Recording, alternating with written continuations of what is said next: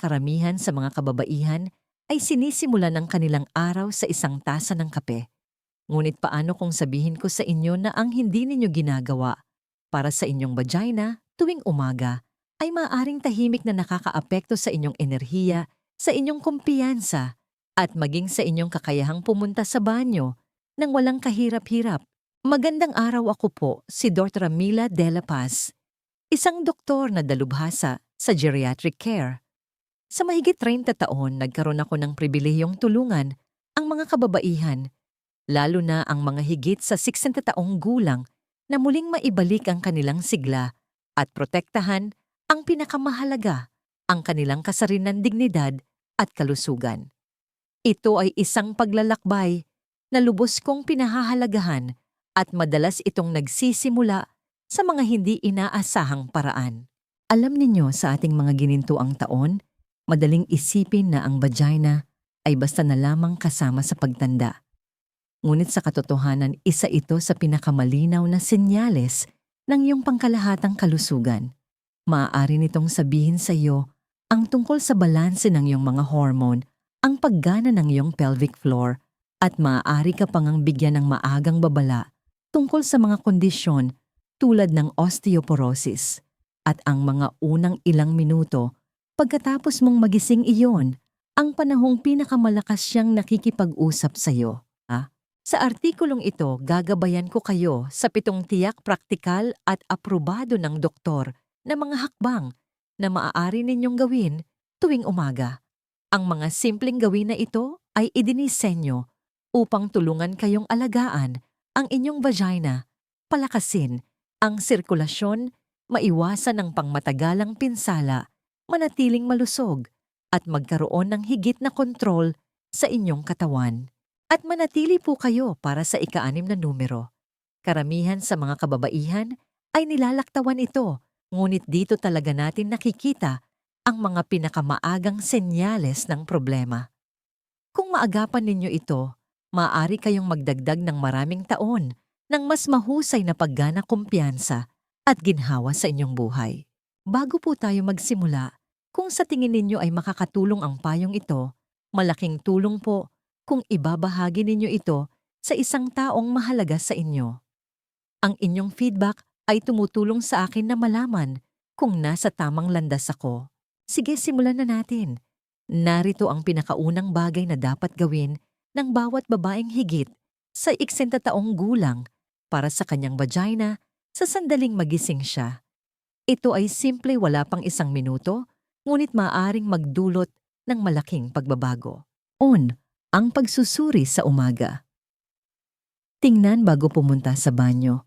Maaaring simple o medyo kakatwa ito pakinggan, ngunit ito ay isang bagay na sinabi ko sa bawat isa sa aking mga pasyente na higit sa 70 taong gulang maglaan ng sandali upang tingnan ang iyong vulva sa umaga. Hindi nang may paghusga, hindi nang may hiya, kundi nang may atensyon. Alam ko pong maaaring maging awkward ito sa simula. Lumaki tayo sa panahon na hindi pinag-uusapan ng mga babae ang mga bagay na ito. Ngunit bilang isang doktor na gumugol ng mahigit 30 taon sa geriatric care, masasabi ko sa inyo na ang ilan sa mga pinakaseryosong kondisyon na aking na-diagnose ay nagsimula lamang sa isang tahimik na obserbasyon sa umaga. Ang mga impeksyon, maliliit na iritasyon sa balat, at maging ang mga maagang senyales ng cancer ay madalas na nagpapakita bago pa man magsimula ang sakit. Ang pamumula, pamamaga, maliliit na bukol o di pangkaraniwang discharge, hindi lamang ito mga isyong kosmetiko. Ang mga ito ay mga senyales, maliliit na babala mula sa iyong katawan. At kung maagapan mo sila, ang tsansa na maging simple at matagumpay ang paggamot ay napakataas. Isa sa aking mga pasyente, isang 60 taong gulang na babae na nagngangalang Aling Barbara, ay napansin ng isang maliit na puting patse sa balat na hindi nawawala. Muntik na niyang hindi ito banggitin, ngunit ginawa niya ito sa kanyang check-up. Ito pala ay isang bagay na naagapan namin ng maaga at mabilis na nagamot.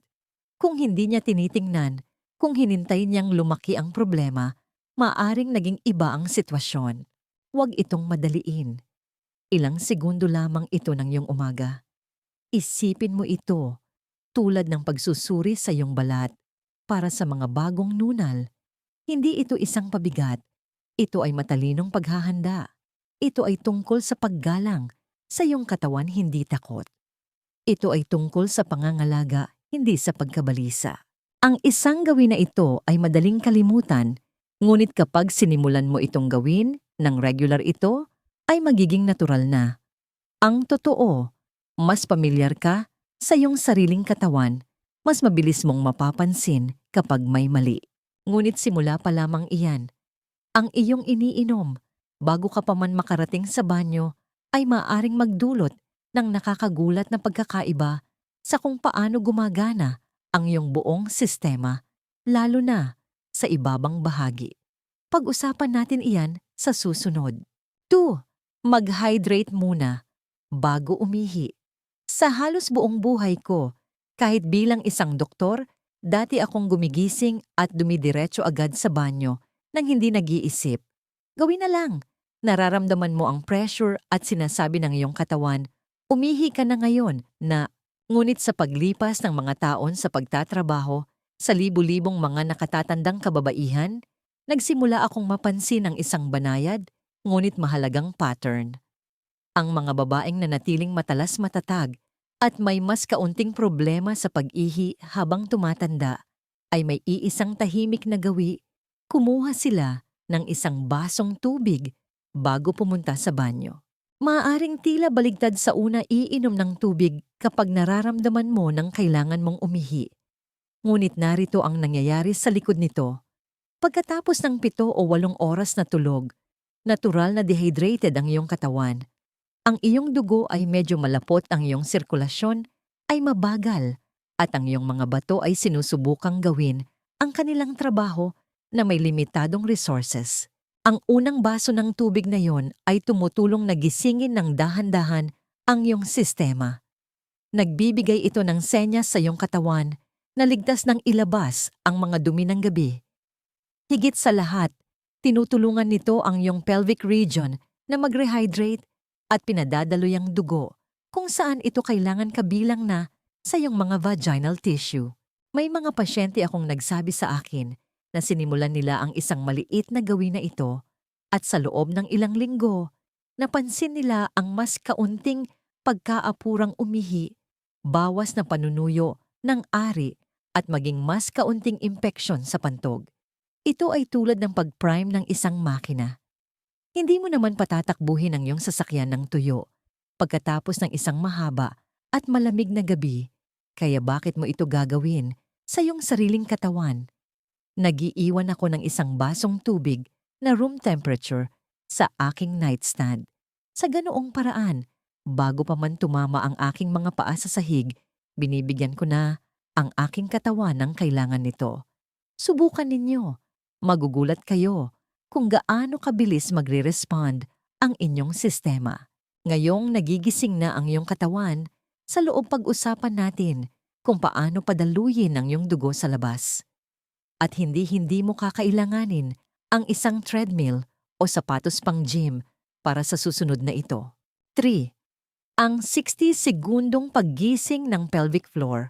Dati akala ko ang pag-uunat ay para sa mga atleta o sa mga klase ng yoga, isang bagay para sa mga mas bata.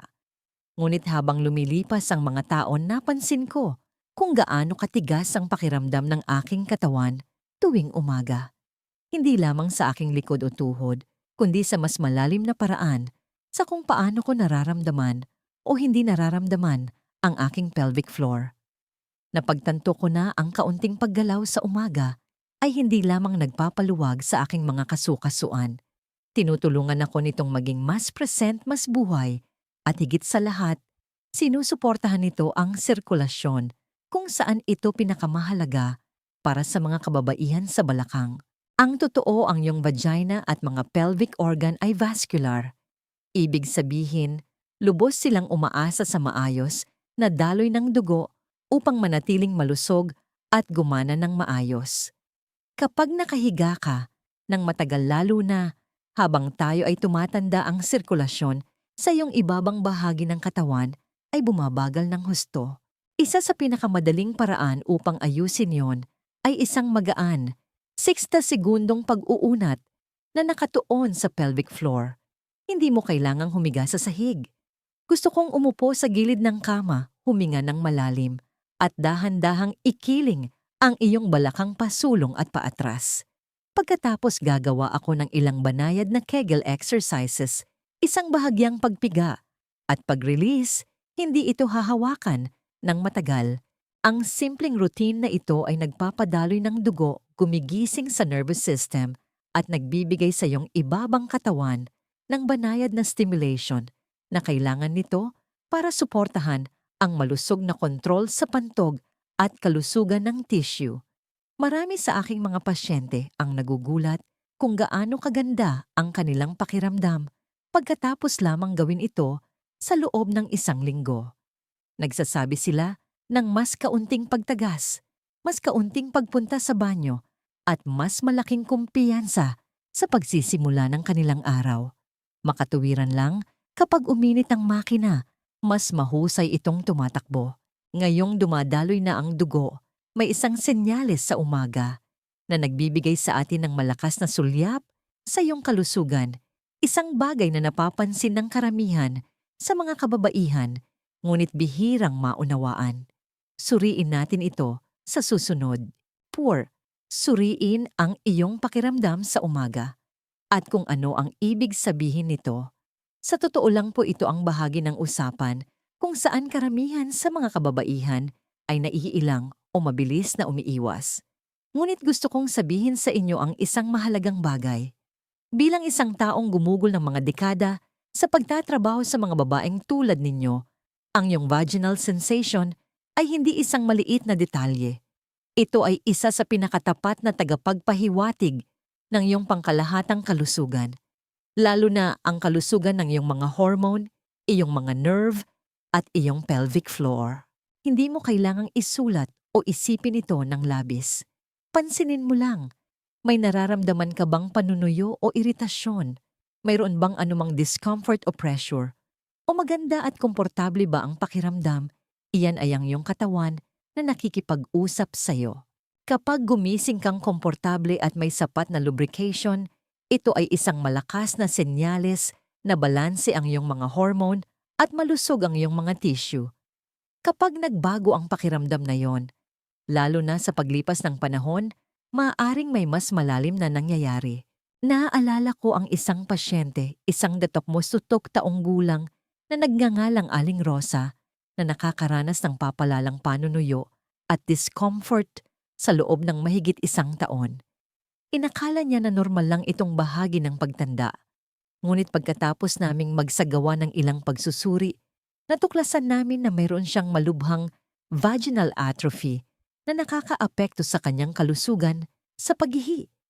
Nagawa naming tugunan ito bago ito humantong sa mas malubhang mga issue lahat dahil sa isang tahimik na sintomas na halos binaliwala niya.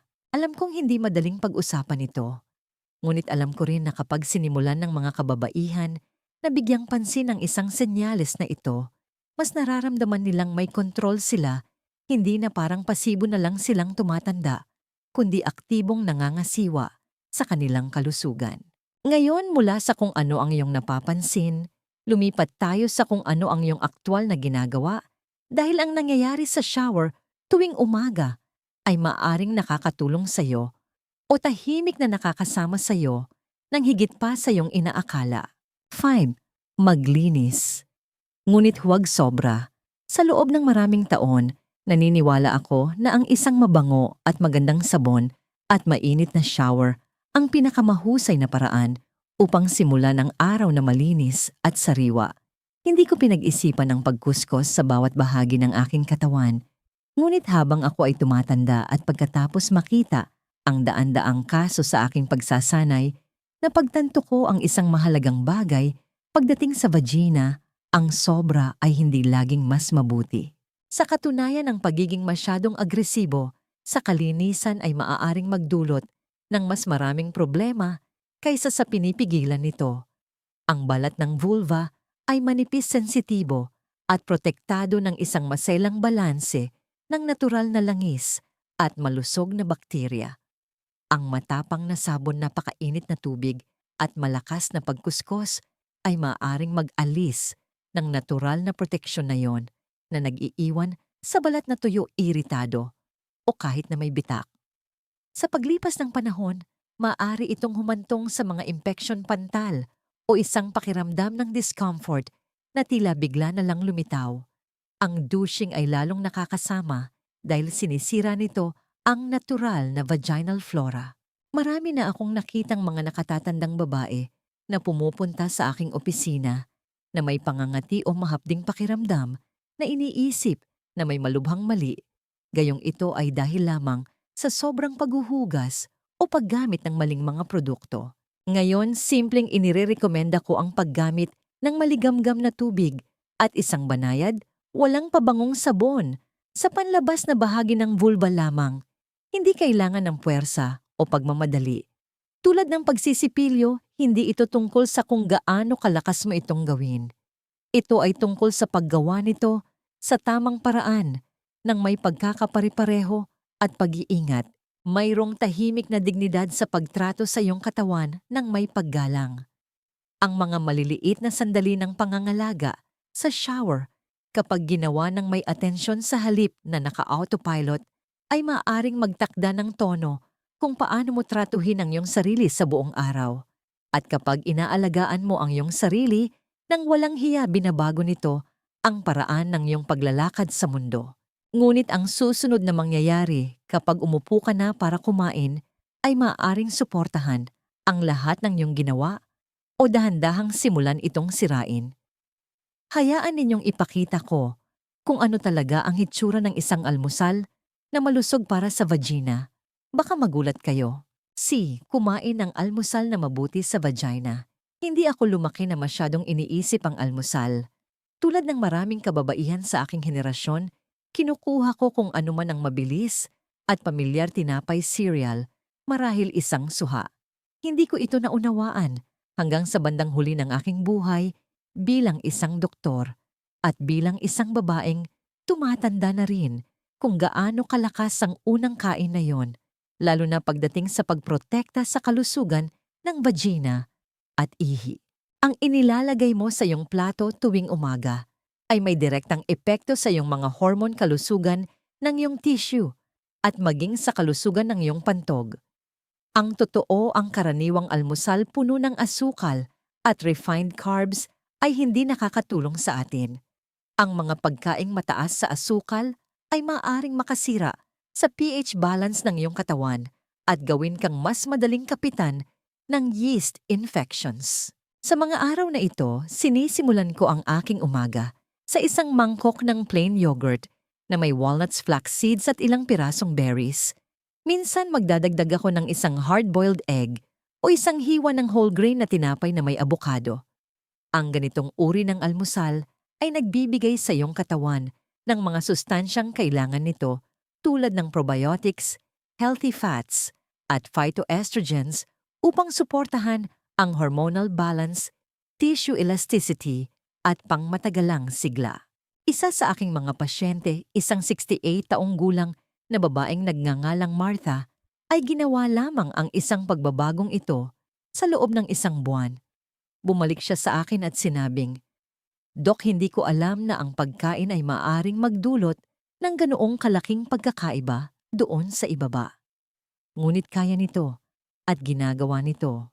Kaya kung hindi mo pa talaga naisip kung ano ang gusto ng iyong vagina para sa almusal, marahil oras na para magsimula. Ang maliliit na pagbabago sa hapagkainan ay maaring humantong sa malalaking pagbabago sa lahat ng dako. Ngayong napakain na ang iyong katawan at handa na harapin natin ang isang gawi na hindi man lang napapansin ng karamihan sa mga kababaihan na dahan-dahang kumakalaban sa kanila. Nagsisimula ang lahat sa kung saan at gaano katagal kang nakaupo. Bawasan ang pag-upo. Damihan ng pagkilos. Naaalala ko ang unang pagkakataon na talagang napansin ko ito kung gaano katigas ang aking mga balakang pagkatapos ng mahabang almusal habang nakaupo lamang at nagbabasa ng dyaryo. Hindi ko ito gaanong pinansin noong una, ngunit araw-araw nagsimula akong makaramdam ng mas maraming tensyon, mas mabigat na pakiramdam at kahit na ilang pelvic pressure na hindi ko inaasahan. Doon ko sinimulang alamin ang koneksyon sa pagitan ng pag-upo at kalusugan ng kababaihan. Ang nalaman ko ay nagpabago sa aking pang-araw-araw na routine ng tuluyan. Alam ninyo kapag tayo ay nakaupo ng matagal, lalo na sa umaga, kung kailan mas mabagal na ang daloy ng dugo mula sa pagtulog sa gabi, naglalagay tayo ng pressure sa mga kalamnan ng pelvic floor at nililimitahan ang sirkulasyon sa ibabang bahagi ng katawan. Para sa mga nakatatandang kababaihan, ang kakulangan ng daloy ng dugo na ito ay hindi lamang nakakaapekto sa ginhawa. Nakakaapekto ito sa kontrol sa pantog-suporta sa pelvic organ at pangmatagalang kalusugan ng tissue. Itinataas pa nito ang panganib ng pelvic floor dysfunction, isang bagay na hindi naririnig ng karamihan sa mga kababaihan hanggang sa nararanasan na nila ang mga sintomas. Ang nakatulong sa akin at sa marami sa aking mga pasyente ay nakakagulat na simple. Nagsimula akong mag-set ng timer para tumayo at maglakad ng 5 hanggang 4 minuto pagkatapos mag-almusal. Hindi isang ehersisyo, kundi isang banayad na paglalakad sa loob ng bahay palabas hanggang sa inyong gate o kahit sa pasilyo lang pabalik-balik. Maliit itong pakinggan, ngunit ginigising nito ang iyong circulatory system, binabawasan ng pelvic congestion at tinutulungan ng lahat doon sa ibaba na gumana sa paraang dapat. Isang babae ang nagsabi sa akin, ang maliit na paglalakad na yon ay nagparamdam sa akin na parang bumalik ako sa dati kong sarili. At naniniwala ako sa kanya dahil naramdaman ko rin yon. Hindi tayo ginawa para umupo lamang buong araw. Ang ating mga katawan ay idinisenyo upang gumalaw. At ang paggalaw na yon ay tumutulong na mapanatili ang ating lakas, ating paggana, at ating dignidad hanggang sa ating mga huling taon. Isang huling salita mula kay Dr. Dela Paz, ang iyong kalusugan ay iyong kwento. Kung umabot po kayo hanggang dito, nais ko pong magpasalamat sa inyo. Hindi lamang sa pagbabasa, kundi sa pagmamalasakit sa inyong sarili para makinig. Iyon ang bahagi na madalas nakakaligtaan. Para sa maraming kababaihan, lalo na sa kanilang 60s, 70s, at higit pa ang ideya ng pagbibigay ng pansin sa iyong katawan, lalo na sa iyong vagina, ay maaaring maging hindi komportable o kahit hindi kailangan. Ngunit ang totoo ito ay isa sa pinakamalakas at pinakamapaggalang sa sarili na maaari ninyong gawin. Bawat isa sa 7 gawin na pinag-usapan natin ang pagsusuri sa umaga. Pag-hydrate muna ang banayad na pag-uunat, pagbibigay pansin sa iyong pakiramdam, sa umaga paglilinis, ng may pag-iingat, pagkain ng may intensyon at simpleng paggalaw, ng mas madalas, hindi ito malalaki, at magagarbong medikal na pamamaraan. Ito ay mga tahimik at simpleng gawain. Ngunit kapag pinagsama-sama, nagpapadala sila ng isang malakas na mensahe sa iyong katawan. Nandito pa rin ako, nakikinig pa rin ako, interesado pa rin ako sa aking kalusugan. Nakaupo ako sa harap ng daan-daang kababaihan na inakala na huli, na para magbago o masyadong awkward para pag-usapan ang mga bagay na ito. At nasaksihan ko silang muling magkaroon ng lakas, mapabuti ang kanilang mga bodily functions at muling matuklasan ang isang bahagi ng kanilang sarili na akala nila ay matagal nang nawala. Hindi ito nangyari dahil sa isang himalang gamot, kundi dahil sinimulan nilang pakinggan ang kanilang mga katawan at sinimulan nilang magmalasakit. Hindi ninyo kailangang maging perpekto. Hindi ninyo kailangang ayusin ang lahat sa isang gabi. Ngunit kung magsisimula kayo sa maliit at mananatiling tuloy-tuloy, tutugon ang inyong katawan sa mga paraang maaaring ikagulat ninyo. Ang mahalagang aral sa buhay dito ay simple. Ang iyong kalusugan sa iyong mga huling taon ay hindi lamang tungkol sa pag-iwas sa sakit. Ito ay tungkol sa aktibong pakikilahok sa iyong sariling kapakanan. Ang iyong kalusugan, ang iyong kumpiyansa, at ang iyong pakiramdam ng kontrol ay abot kamay mo pa rin. Kailangan mo lang magpasya na ikaw ay karapat-dapat sa pagsisikap. Kung nakaantig sa inyo ang artikulong ito, inaanyayahan ko kayong ibahagi ito sa isang kaibigan kapatid na babae o sinuman sa inyong buhay na maaaring tahimik na nakakaranas ng parehong mga alalahanin. Gusto ko pong marinig ang inyong saloobin sa mga komento sa ibaba. Ipaalam ninyo sa akin kung alin sa mga tip na ito ang pinakanagustuhan ninyo o kung ano ang plano ninyong subukan bukas ng umaga. Ang inyong mga kwento at tanong ay tumutulong sa ating lahat na matuto at umunlad ng sama-sama. Mangyaring isaalang-alang ang pag-subscribe upang hindi ninyo makaligtaan ang mga payo sa hinaharap na idinisenyo upang tulungan kayong mamuhay ng pinakamahusay. Hindi po kayo nag-iisa sa paglalakbay na ito.